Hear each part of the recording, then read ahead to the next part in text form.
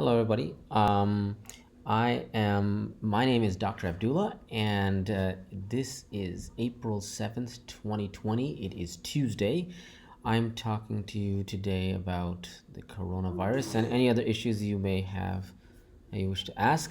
Um, let's see. I'll just put hello there in the chat. So if you wish, you can just ask me any questions on the chat. And let's see. Um, uh, we'll go through the same thing. Let me show you what is happening today in regards to coronavirus. Let me switch screens. There we go. And let me go here. Let's reload this. And so it looks as though we have approximately 1,400,000 confirmed cases. Again, that just means this is we've tested way more than this, but these are the ones that have come out positive. And let's see.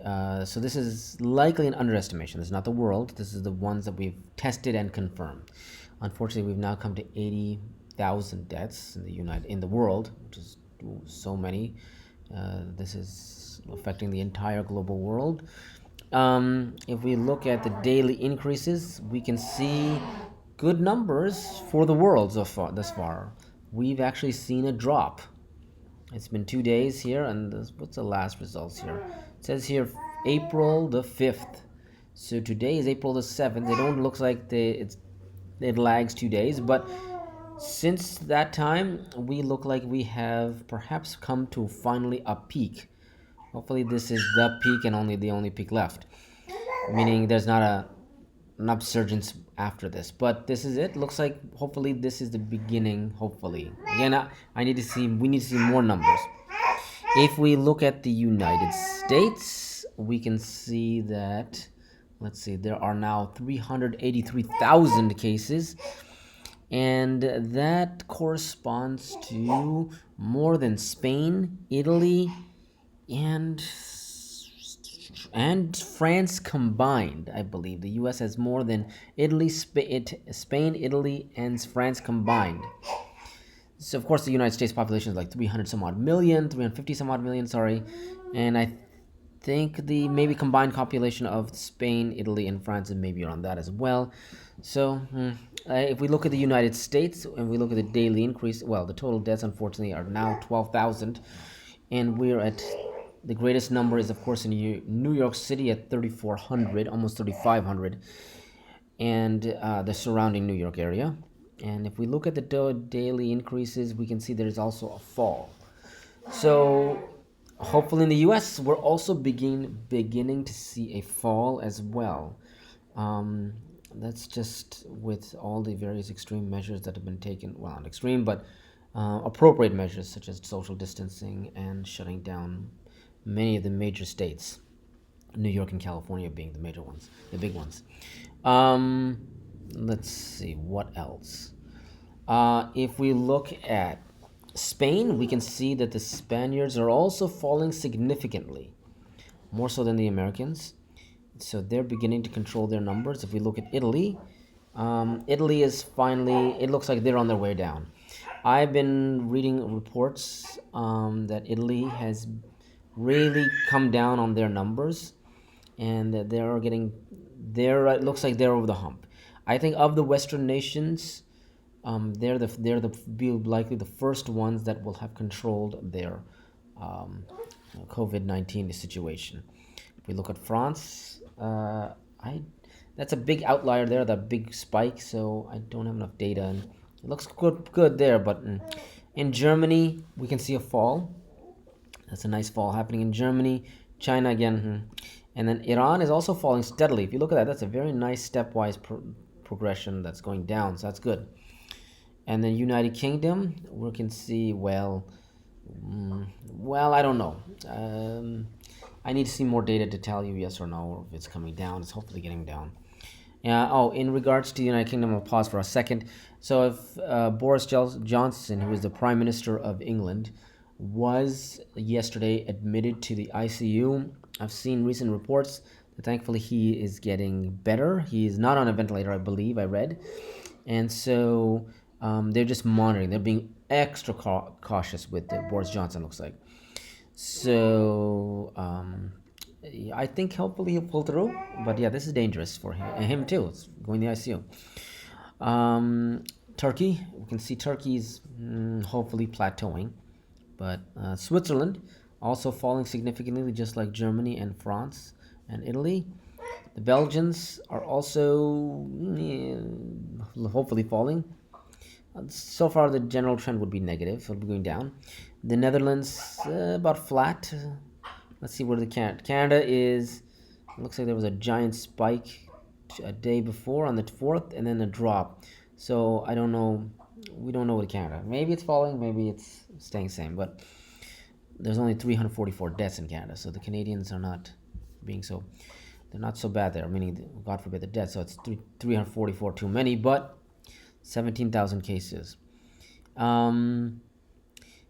Let's see. Austria, Austria, not Australia. Austria is falling very nicely. They're doing really well.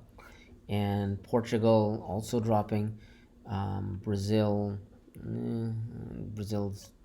up and downish. South Korea is the best case scenario in the entire world. They're the ones that did it right the entire world over. And they're almost down to hopefully 0 cases soon. And once it goes to 0 cases, hopefully those people that have been infected will recover. And those 10,000, it says here 10,000 confirmed cases in South Korea. They have 6,600. So if they recover, if they have like let's see here, 47 cases in April 5th, 2 days ago, 47 cases. So at the rate they're going, I would estimate they should be hopefully recovered fully, meaning not having any hopefully new infections or very small amounts of infections. But I think they'll be out of the thick of the woods maybe by May, middle of May. They will be the first country that's totally properly dealt with this issue. So that's good. And then Israel, well, we're also seeing a decrease, and then Sweden is also decreasing. So it looks good and looks like good news thus far. I think we are beginning to go over that hump of cases. Even the U.S., with the worst case scenario in the entire world, is coming down, and I don't know, the first world nation, the most richest nation in the world, and this is what's happening. They're lagging behind the entire Western world. Even their neighbors to the north, and I don't know about Mexico actually. What is Mexico's picture like? There's Mexico. Mexico, unfortunately, has been increasing steadily, so it doesn't look like they're anywhere near their peak. So I don't know what's happening in Mexico. Is this accurate? How many people are they actually testing? I don't know. So, but of the Western nations, the U.S. unfortunately has been last. But even them being last, they're recovering. They are coming down slowly. That's good. Now, if we look at, there's another website here I saw. This is again the Canadian website. Where to go? It compared. Did this one compare? I think this one compared the comparison of. This is not what I wanted. There was one where it's comparing the entire world. This one's just comparing Canada per se. This doesn't really tell me. There was a nice chart I showed you yesterday. I thought this one was supposed to show it. It looks like, for whatever reason, the Canadians are not showing their comparison with the rest of the world. I don't know why. So, this is just the same numbers. This is not as good as I wanted. This is just talking about flattening the curve. Various provinces are getting better. British Columbia is getting better than Ontario or Quebec. So they're showing that British Columbia is the best one that's so far flattened the curve, as opposed to Ontario or Quebec. So, but yeah, okay. Let's see. Let's see if there's any questions online. Did anyone ask a question? No questions there, but that's okay. Let me refresh this page. Let me see what.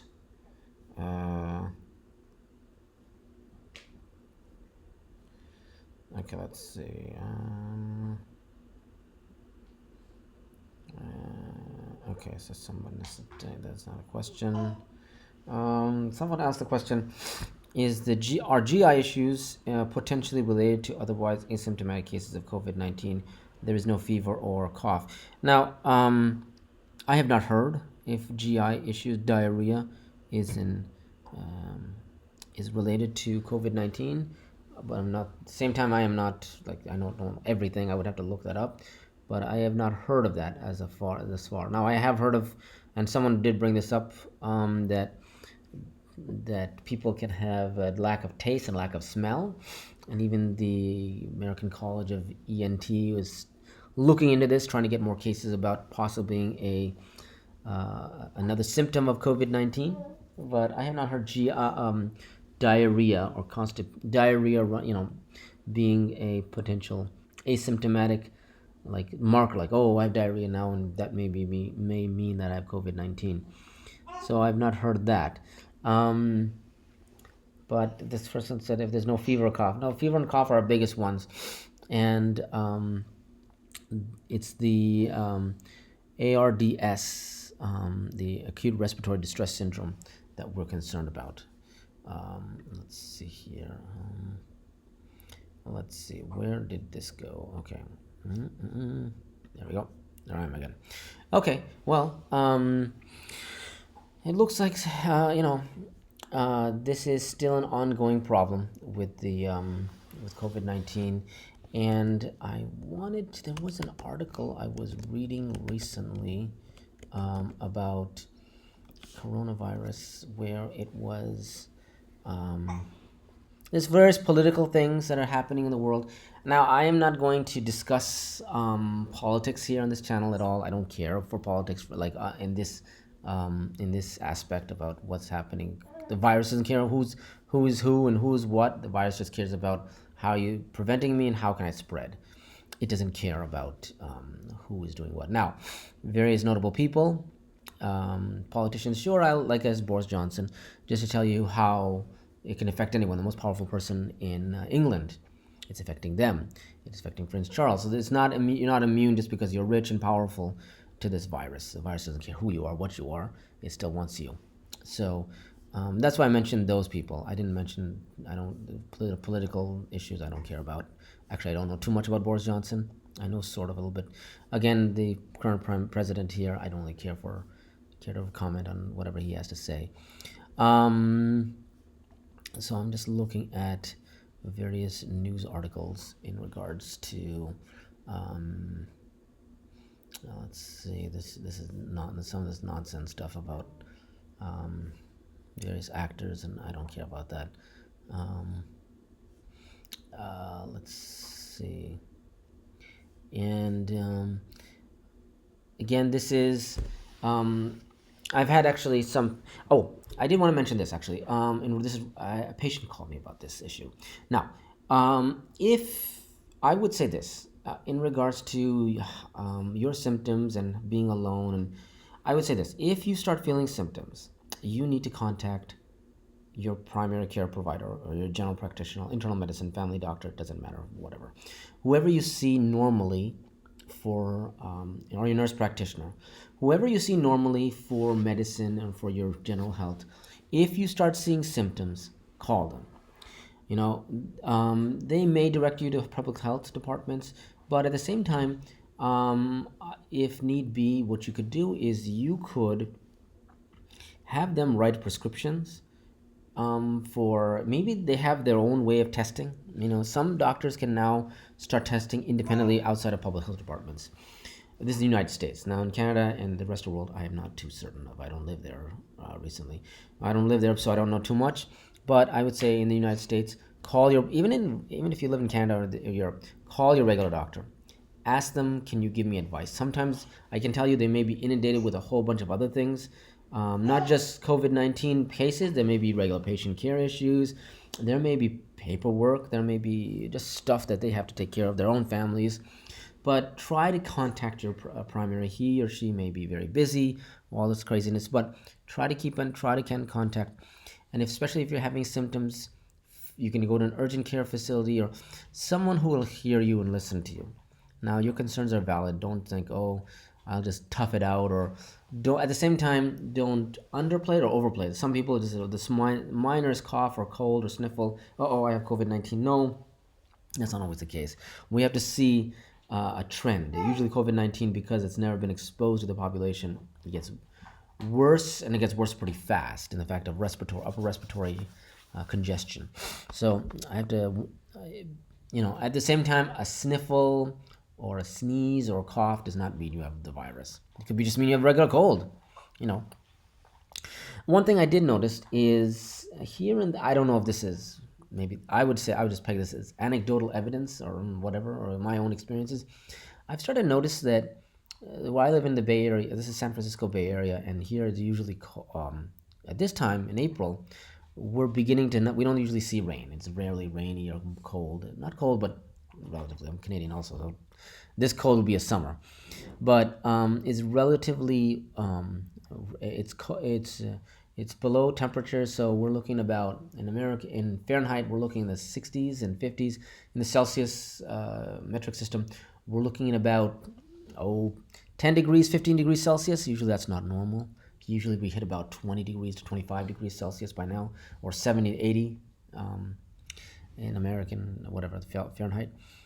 And I'm thinking because of the slowdown, the planet is gonna get noticeably cleaner. Basically, my wife was telling me about in LA, that in LA itself, the skies are getting clearer and clearer. Now I don't live in LA, so I don't know exactly what's happening there. I don't have the ability to right now see what's happening, but I would imagine there is some silver lining to all this. All of us are home. Not that many factories are running. Now that's bad for jobs and people's livelihoods and everything. But at the same time, the planet is sort of getting a breather.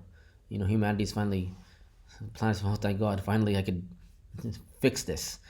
So let's see. And there's I'm looking at other news. Let's see. Adjusted coronavirus model predicts fewer people in the U.S. will need hospitals, but they're saying 82,000 may still die by August. That's something by a CNN. Now, CNN, MSNBC, Fox News, and I'm not too. I take a lot of their information with a grain of salt.